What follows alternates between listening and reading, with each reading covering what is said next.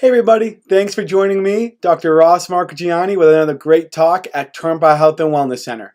Today we're going to be talking about what is leaky gut, how do we get leaky gut, and then what happens if it kind of basically goes unresolved. What can it snowball into? Let's dive in and begin. So first, when we're talking about leaky gut, how do we get this? Typically it can be from diet, so this is a broad term, so mainly like food sensitivities or food allergens, commonly ones, gluten, dairy, soy, corn, those are the big ones. Pork is another large one.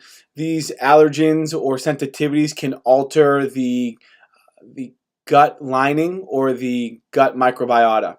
Parasites are another way that we can obviously alter our gut microbiome, which is our gut environment and the structure of our stomach. Herbicides, pesticides, fungicides, so obviously if we're spraying chemicals on our food. Mold, which kind of follows under the previously mentioned. It's another way we can disrupt. Something that people don't realize is neurological trauma, such as stroke or concussions, can interrupt the vagus stimulation, is how we directly communicate with the stomach. That's one way. If we have excessive bacteria or dysbiosis or a shift in healthy bacteria to bad bacteria, which kind of fosters a leaky gut or intestinal permeability, which is more commonly known as. Environmental toxins such as pesticides would be one. Phenols such as BPA is the big common one, so cooking in plastic Tupperware or warm heated up Tupperware, eating out of that. Also thimerosal and these other cleaning agents can be very toxic to our digestive tract. A big one that I see all the time, there's probably, besides diet, one of the leading causes of intestinal permeability is stress. People are in a chronic state of stress. It's very easy to result in intestinal permeability, just like it is with stress and the connection to peptic ulcers. Medications, so your common medications, antibiotics, xenobiotics, antacids, corticosteroids, these are common ones that influence and cause intestinal permeability. So really, what is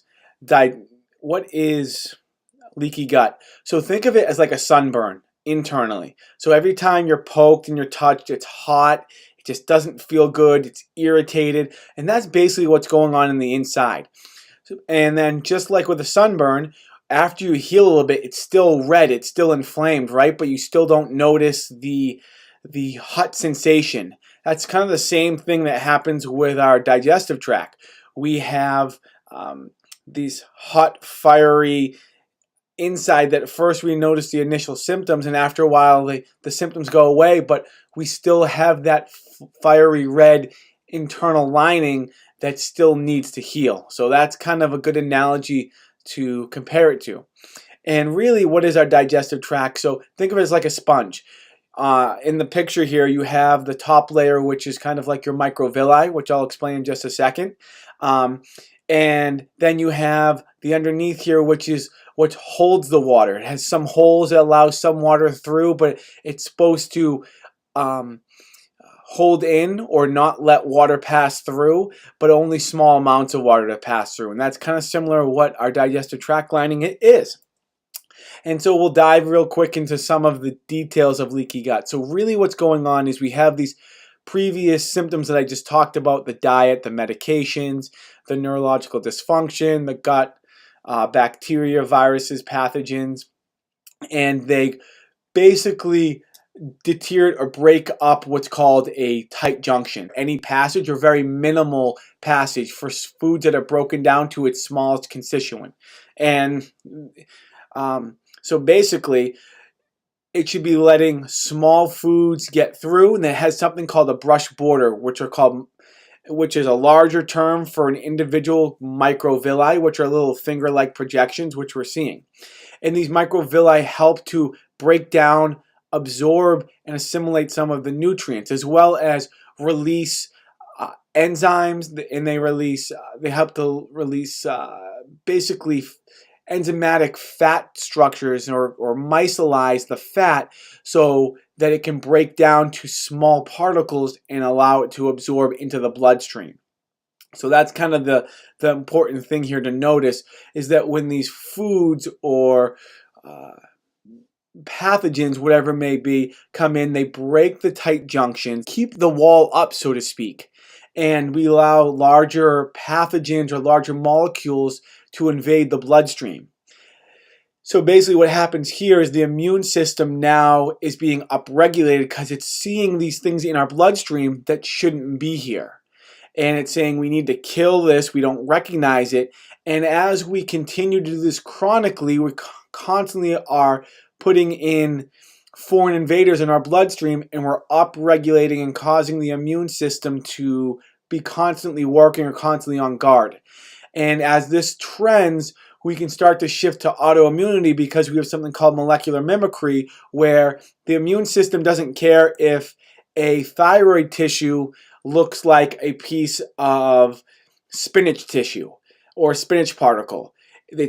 It looks both similar, and all the immune system says is, I don't care if they look similar, I need to kill both of them. And that's when we can kind of shift into, now we're killing thyroid cells and we're shifting into to hyperthyroidism. Same thing with joints, and that shifts into rheumatoid arthritic conditions or various arthropathies.